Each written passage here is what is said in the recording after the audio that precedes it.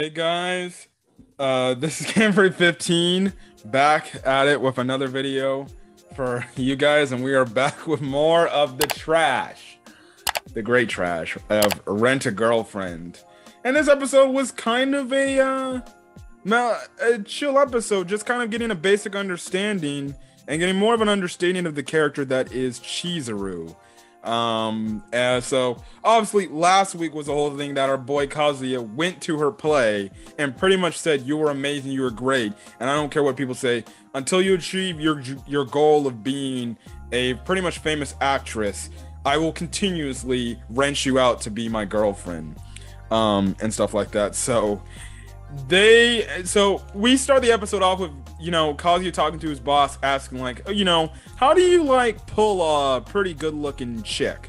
And his boss was like, well, I did this, and that, and man, those were the times and stuff like that. So we get obviously this, we get the scene, their dating scene, I guess you can say, before Chizuru they start the date and everything at the same restaurant they've been going to and stuff like that. And pretty much Chizuru kind of just runs down like, listen, before you give me the money, listen, real talk, this is really stupid of you to do this. Like, why do this? And she brings up the point about what mommy told her at the end of season 1 of the fact where she's like, listen, mommy, we probably should stop this because we don't want mommy to accidentally come across mommy, which we see show up at the end of the damn episode. Oh God. Yeah, she says, she's told me to stop seeing you because it's weird, it's awkward, and it's not right to do that and stuff like that. And then she even brings up the whole thing about Ruka, and she's like, wait, aren't you and Ruka dating or something like that? I did all this effort to hook you guys up, and you're not taking your chance, and you still want to stick around and rent me out. And we kind of get a flashback to Kazuya, kind of pretty much, in a way, telling freaking Rukia, like, listen, please let me go out with her because she needs all my money and stuff like that so she can become a famous actress and I can support her. And it's funny because Ruka's like, why should I allow you to see her? I thought we're supposed to be a couple. You're cheating on me, aren't you? And stuff like that. And he's like, no, I'm not. And it's funny because she eventually is like, when she hears the fact that she's an actress and she's trying to get Chizuru is trying to get into the acting business and stuff like that, she's like, okay, I'll allow it under one circumstance. You take me to see one of her shows. And he's like, yes, I promise you go. Now, the thing is, Ruka actually brings up the part of season 1 in their whole discussion. Is like, it sounded like you were about to freaking confess to me and say we're gonna take it serious, our relationship seriously, and we're gonna start going out as a serious boyfriend girlfriend type couple thing. And obviously, Kazuya's like, well, you see, that was the moment when I thought at the time I was gonna drop Chizuru for good. So this man, you can arguably say, he's got one girl that is thirsting for him like really bad. At the meantime, he can't make up his decision what he wants to do with Chizuru and just says, again, this guy is so stupid. He should already have told Chizuru he likes her a lot. He loves Chizuru and he wants to be with her and stuff like that. But listen, at my point, I know Chizuru's probably a good looking chick, probably hot, but Ruka's not bad too. Ruka's a baddie. I would honestly take Ruka, but then again, she has her own kind of type of kink. So yeah, but then again, what am I saying? She was willing to go all the way with him, so I don't know why he would turn that down. But I guess I don't blame him. Chizuru is hot herself, so yeah. But that's the whole thing. So they kind of start out their date and everything, and the thing is, Kazuya, he straight up asks like, listen, can you just be normal, Chizuru? Like, don't put this facade on. And Chizuru's like, you do know I have to act the role. I have to be an actress and stuff like that. And Kazuya's like, yeah, I understand that, but the real you, that's my ideal like girl. That's my ideal girl pretty much that I like.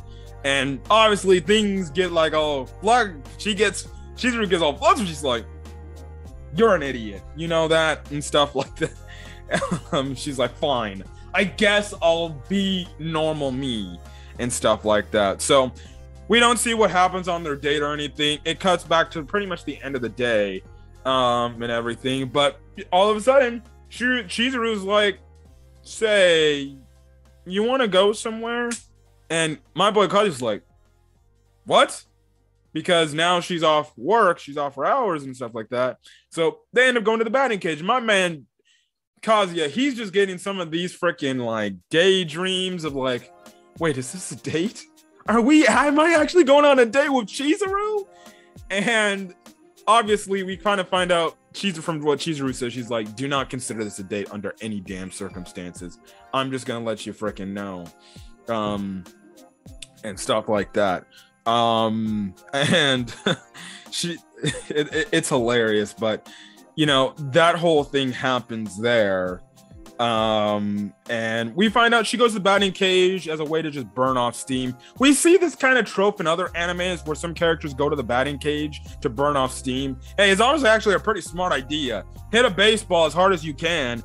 Best way to probably burn off some anger and some steam that you may have and stuff like that. And kind of just kind of like, oh, maybe she's doing this because an event because of what happened with the whole show and everything.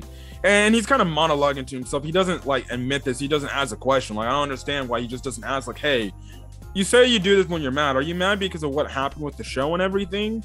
Like, come on, ask, be considerate and everything. Now you have these two guys in the back like, man, that girl's so hot, man. But it seems like she's got a guy friend and everything. And after she's done, obviously, they have a nice little moment where she's like, I hit a home run. And he's like, yeah, you did it. And then she gives a half five to him. And it was really hard. And he's like, I'm never going to forget this. It's like he's like never going to wash his hands. They end up going to another place because she's like, hey, there's another place. And he's like, wait, where are we going? Are we going to dinner now? But they actually end up going to the hospital to see Chizuru's grandmother, and stuff like that.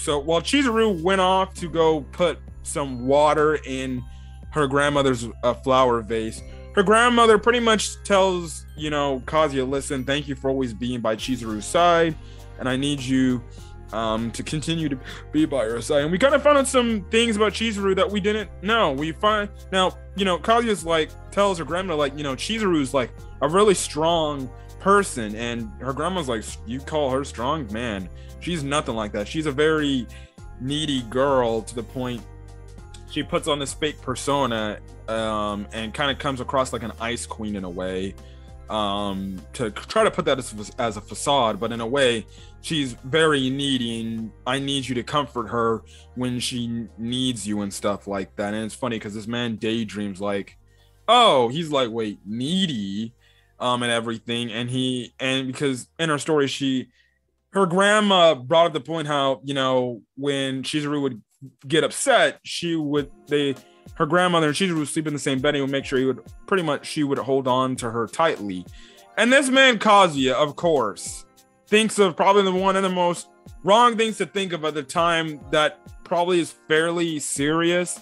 And it's the whole thing of he's thinking of like, oh, she's a needy girl and I could to be able to cling on to her and stuff like that. And he just imagined himself, them butt naked, pretty much look like they just got done doing it. And I'm like, my guy, really? That's the thing you think about? Hugging her while she's naked? Okay. All right, fine, sure. Great. All right, wonderful. So yeah, but you know, her grandma's like, please promise me that you'll always be there for Chizuru when she absolutely needs it. And Kazuya's like, I love Chizuru with all my heart and stuff like that. And obviously you get this resounding moment to where the grandma's like, I knew it, but then she continues to play pranks. She did play pranks on him, like thinking like, oh, the Reaper's gonna come and kill me, and he's like, don't do that. She's like, I'm just laughing, I'm just fucking with you, you know, and stuff like that.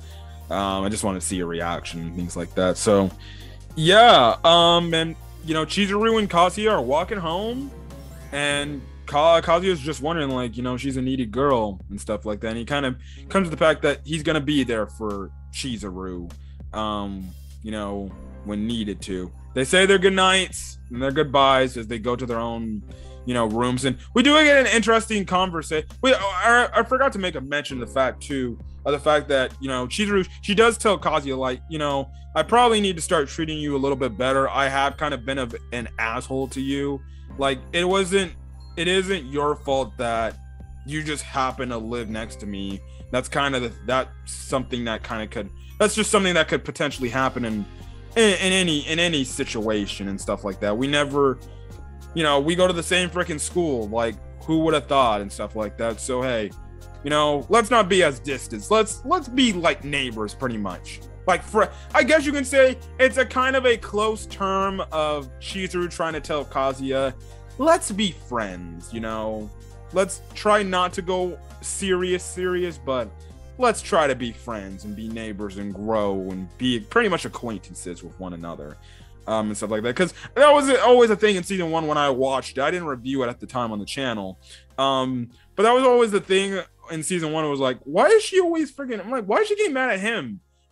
It's not his fault that he legitimately lives right next to you. That's the place he rented out and stuff like that.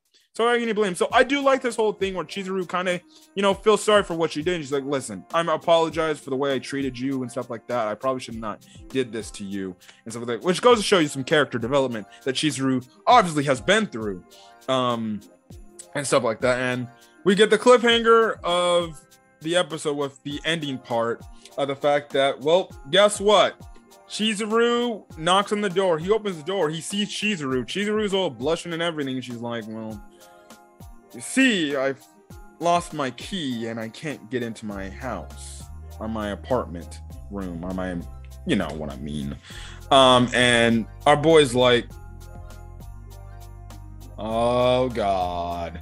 And that's where we left off with the episode. So we don't know if she lost her keys on purpose or if she really did lose her key, or unless she lost her key somewhere or locked herself inside, locked herself outside the house. But she lost him, or maybe, I'm just throwing it out there, maybe she's faking it. Maybe she's faking, losing her keys. She was acting very abnormal and stuff like that. But knowing Chizuru, she probably legitimately did lose her keys, and stuff like that. But obviously the let's just say the daydreaming what Kazuya is gonna be thinking about this whole situation is gonna be freaking hilarious. He's gonna be like, are we really gonna freaking have sex? My God, what the hell, man. It's gonna be for some interesting TV. But if you watch the next episode preview, of course, the cucker of them all, Mommy reappears, and it seems like Mommy, for some odd reason, is trying to go see Kazuya. And with Chizuru in there, if she goes in there, there could be a huge misunderstanding, and stuff like that. And this is gonna be very interesting. And seemingly enough, it just it looks like, from what the next episode preview is, it looks like Mommy's turning the door and the door must be unlocked. Don't know why Mommy's showing up at this point in time, but the ungrateful, terrible no, I'm not going to say it. You know what I mean. Everybody's been calling Mommy this word for the longest time. Pretty much what you call a female dog.